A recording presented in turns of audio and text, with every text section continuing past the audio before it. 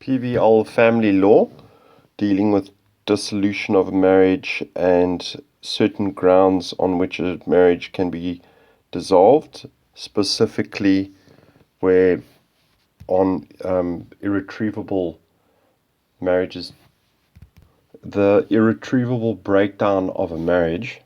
Forfeiture of patrimonial benefits may not be ordered against a defendant if the marriage is dissolved on the ground of the defendant's incurable mental illness or continuous unconsciousness. Maintenance.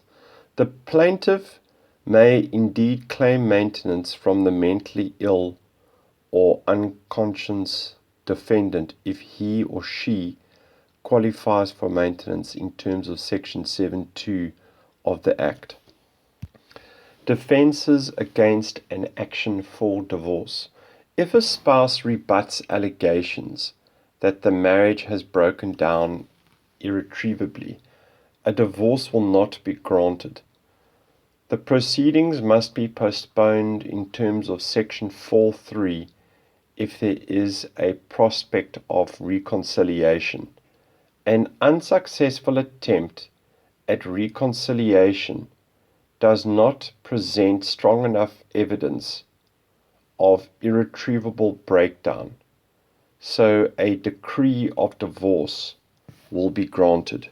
The provision in Section 6.1 of the Divorce Act that a decree of divorce may not be granted until the position of the couple's minor or dependent children has been satisfactorily arranged does not constitute a defense against an action for divorce.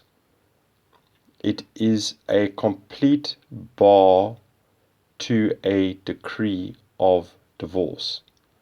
Repeat, the provision in Section 6.1 of the Divorce Act that a decree of divorce may not be granted until the position of the couple's minor or dependent children has been satisfactorily arranged does not constitute a defense against an action for divorce. It is a complete bar to a decree of divorce. The court does not have a discretion whether or not to grant a divorce if one of the grounds for divorce has been proven.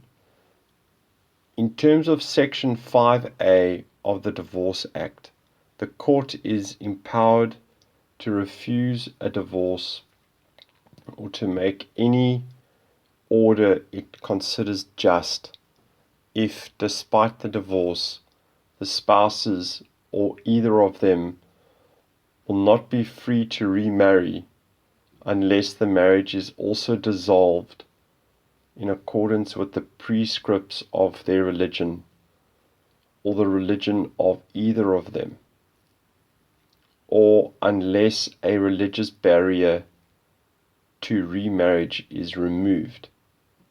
The purpose of this provision is to relieve the desperate position in which, for example, a Jewish woman finds herself if her husband refuses to grant her a Jewish religious divorce. Anmar versus Anmar. Judge Goldstein issued a divorce decree in terms of the Divorce Act, but ordered the husband, who was unwilling to cooperate, to obtain a get to pay maintenance to his wife, who was not otherwise entitled to maintenance from him, until such time as their marriage was terminated by granting of a get. In South Africa, it is acceptable to regulate the consequences of divorce by means of agreement. This deed of settlement details division of the assets, payment of maintenance, custody of and access to the children, and payment of the costs of the proceedings. The parties may include any provision